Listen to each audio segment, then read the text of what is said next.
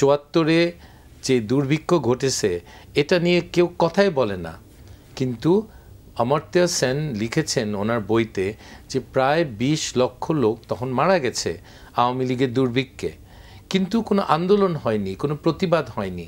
যারা ক্ষুধার্ত, যারা মরে যাচ্ছে ক্ষুধায়, তারা কিন্তু আন্দোলন করে না, তারা প্রতিবাদও করে না, রায়টও করে না, তারা জাস্ট মরে যায়। এবং এই ঘটনাটা ঘটেছিল 74-এ।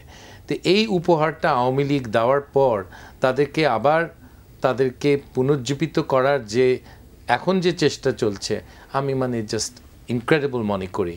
এবং ভারত চাক না চাক, ভারত মোদির বাপও পারবে না আওয়ামী লীগকে পুনর্বাসিত করার, সম্ভব না। সরি, বাংলাদেশের জনগণ এটা হতে দিবে না, আমার বিশ্বাস।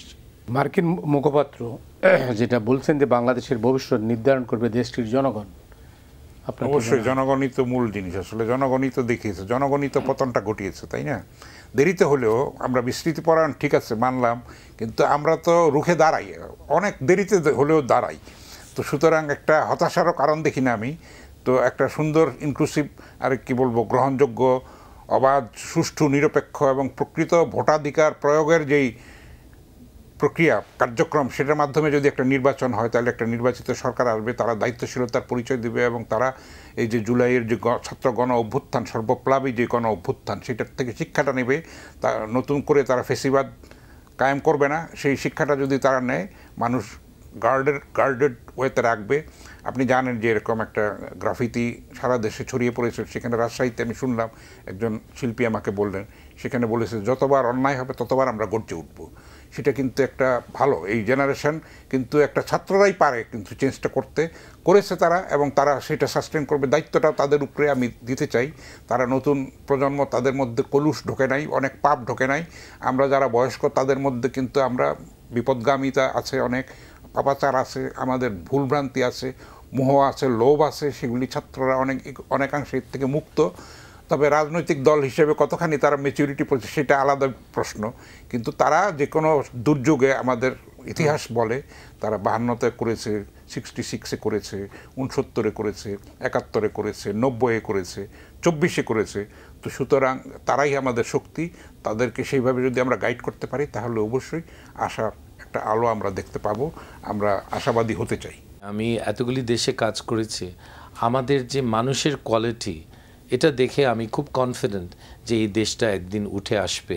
আমরা এশিয়ার প্রথম সারিতে আমরা সম্মান নিয়ে দাঁড়াতে পারবো, এটা আমার বিশ্বাস। কিন্তু আমাদের নেতৃত্বের অভাবে এই জিনিসটা হচ্ছে না, হয়তো ভবিষ্যতে হবে। না, ভবিষ্যতে হবে কি নেতৃত্ব কেন হচ্ছে না? কারণ সবই তো আছে। এটা প্রত্যেক রাজনৈতিক সিস্টেমে ডিফেক্ট আছে, আমেরিকায় আছে, আর আমাদের কথা তো আলাদা। সো প্রত্যেক রাজনৈতিক অবকাঠামোতে কিছু সমস্যা আছে। কী ধরনের নেতৃত্ব উঠে আসবে ওই রাজনৈতিক সিস্টেম থেকে, এটা প্রেডিক্ট করা খুব কঠিন।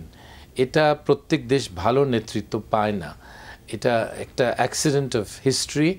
এটা হয়, কিন্তু এটা হঠাৎ হয়, এবং যখন হয় তখন মানুষ যেন চিনতে পারে, বুঝতে পারে যে এই নেতৃত্ব হলো হাই কোয়ালিটি, এদেরকে আমাদের রক্ষা করে রাখতে হবে। আশা করি ভবিষ্যতে সেটা হবে। ভালো নেতৃত্বের জন্য কি আবারও রক্ত দিতে হবে? মনে হয়, কারণ এটা আপনার মুক্তিযুদ্ধ তো যেরকম শেষ হয় না, সংস্কারও শেষ হয় না, আন্দোলনও শেষ হয় না। আমাদের নিয়তি হচ্ছে আন্দোলনের মাধ্যমে এগিয়ে যাওয়া। আমাদের অনেক অর্জন আছে, এই 55 বছর অবশ্যই আছে, কিন্তু আমরা চাইবো যে যেন কত কম রক্তক্ষয়ের বিনিময়ে আমরা যেন একটা সুস্থ, সুন্দর, শান্তিপূর্ণ, প্রগতিশীল, ধর্মনিরপেক্ষ, অসাম্প্রদায়িক একটা জাতি হিসেবে নিজেদেরকে প্রতিষ্ঠা করতে পারি। একটা মডারেট, উদার, গণতান্ত্রিক একটা দেশ হিসেবে যেন আমাদেরকে প্রতিষ্ঠা করতে পারি নিজেদেরকে।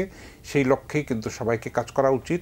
আমাদের তরুণদের সেভাবে উজ্জীবিত, দীক্ষিত করা উচিত। সেই দায়িত্বটা আমাদের অভিভাবক মণ্ডলী, শিক্ষক মণ্ডলীর, রাজনৈতিক শক্তিগুলির এবং সামাজিক আন্দোলনে যারা যুক্ত আছেন তাদের সবার।